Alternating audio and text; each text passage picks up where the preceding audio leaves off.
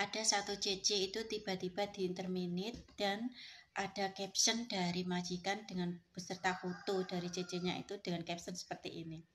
Dia tidak cocok jadi pembantu, cocoknya jadi bos. Ada cerita di balik tulisan caption itu ya. Jadi di situ itu ada cerita kalau si TKW-nya itu baru datang ke Hong Kong baru beberapa hari sudah melakukan pinjaman ke bank. Jadi ini rata-rata terjadi karena mungkin ya gaya hidup yang besar lebih besar dari penghasilan kayak gitu ya. Jadi untuk mencukupi biaya hidup dia, mungkin juga karena ada tuntutan, ingin berfoya-foya, ingin terlihat wah, ingin terlihat tiba-tiba langsung gajian banyak. Mungkin di negaranya mungkin dia itu sudah terbiasa mungkin di ecek-ecek kayak gitu ya. Jadi sampai di Hong Kong baru beberapa hari dia sudah lepas paspor untuk menjadikan paspor dia itu terjamin di bank untuk meminjam uang kayak gitu ya. Jadi hanya beberapa hari itu majikan itu menemukan kalau dia itu ternyata sudah melakukan pinjaman ke bank dan langsung saat itu juga itu diinterminate. Jadi banyak sekali di Hong Kong itu terjadi hal-hal seperti ini ya. Salah satu penyebab terbesar kenapa majikan tiba-tiba mengintir pembantu adalah soal pinjaman ke bank. Next, aku lanjut video. Lanjut lagi tentang pembantu CC TKW Hong Kong yang di interminate majikan secara tiba-tiba. Jadi di Hong Kong itu kalau seorang TKW CC itu melakukan transaksi pinjaman ke bank, otomatis dia itu menggunakan alamat yang ada di kontraknya. Dan itu alamat siapa? Benar, itu adalah alamat majikannya. Dan di Hong Kong sana itu semisal ada keterlambatan penyetoran gajian, itu adalah mencari alamat majikan. Dan apa yang akan dilakukan debt collector kalau mencari tunggakan pembayaran dari CC itu ke majikan? Itu bisa mungkin ada pertanyaan yang mungkin juga sangat menyakitkan ya. Kenapa dia yang tidak berhutang, pembantunya berhutang, kenapa dia yang dicari? Kayak gitu ya. Jadi ini sangat berkaitan sekali ya. Semisal begini, kita itu mengambil pembantu yang berulah kayak gitu ya.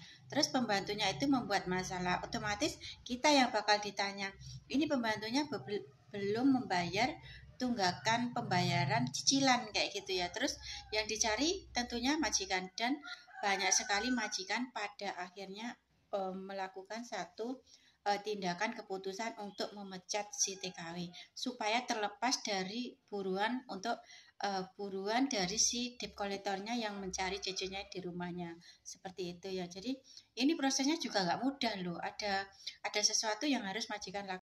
Jadi setelah memecat pembantunya itu tidak langsung selesai loh, tapi ada sesuatu yang harus dilakukan majikan itu. Dia harus melaporkan ke imigrasi kalau pembantunya itu sudah benar-benar keluar dan mendapatkan bukti resmi untuk dikasih tahukan ke pihak debt collectornya bahwa si CC itu benar-benar sudah tidak ada di rumah dia dan tidak ada maksud sama sekali untuk menyembunyikan si CC-nya.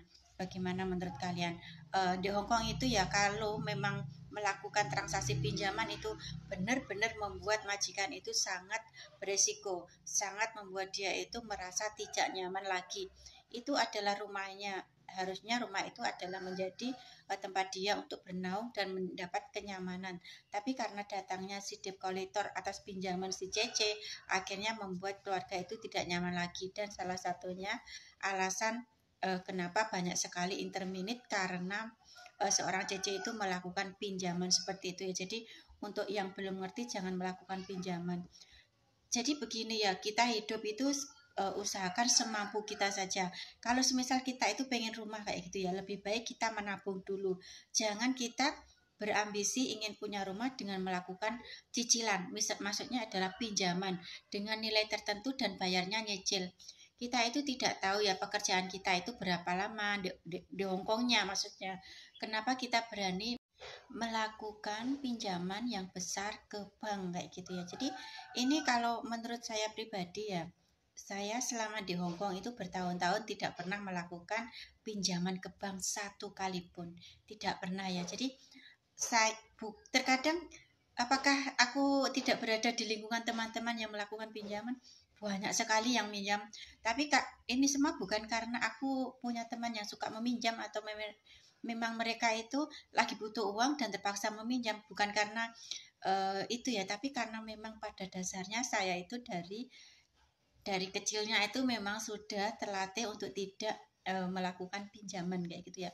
Karena menurut saya itu saya lebih suka bekerja keras dengan hasil saya sendiri, baik itu kecil maupun besar itu bakal saya syukuri. Dan semisal kalau saya menginginkan sesuatu gitu ya, kalau memang belum waktunya ya ditunggu saja kayak gitu ya. Jadi saya tidak punya ambisi yang kelewat batas kayak itu sampai harus melakukan pinjaman supaya kita itu terlihat wah, terlihat punya gitu ya. Karena menurut aku ya selama aku ini punya kesehatan itu sudah termasuk hal yang sangat luar biasa. Jadi untuk lain pelengkapnya materi, uang dan kendaraan-kendaraan itu adalah bagian yang lain-lainnya. Aku tidak terlalu berambisi, jalin saja apa adanya kayak gitu ya. Jadi inti dari video aku kali ini adalah seorang TKW itu sebaiknya kalau bekerja di rumah majikan itu jangan sampai keluar dari batasnya. Misalnya melakukan pinjaman dengan menggunakan alamatnya majikan. Tentu saja ini seperti merusak privasi orang ya, merusak jangkauan yang sudah kita terlepas kendali kayak gitu ya. Jadi kita jangan sampai merusak privasi orang. Itu adalah alamat rumah dia, bukan rumah kita kayak gitu ya. Jadi ingat baik-baik bagaimana cara kita itu di PT pun kita itu pasti dikasih bekal, saran, nasihat dan motivasi juga. Kalau tinggal di rumah orang itu jangan menyalahgunakan alamat bos kita, orang yang kita kerja di sananya. Ini hanya sekedar saran baik saja ya. Jadi bukan hanya untuk kebaikan kalian juga ya, tapi juga untuk kelancaran pekerjaan kalian supaya kalian itu diterima bos dan diperlakukan dengan sebaik-baiknya kayak gitu ya. Karena di Hongkong sendiri itu kalau seorang CC itu sudah ketahuan meminjam, pasti buntutnya itu sama bosnya itu bakal di interminate kayak gitu ya. Next aku lanjut dengan tema lainnya ya.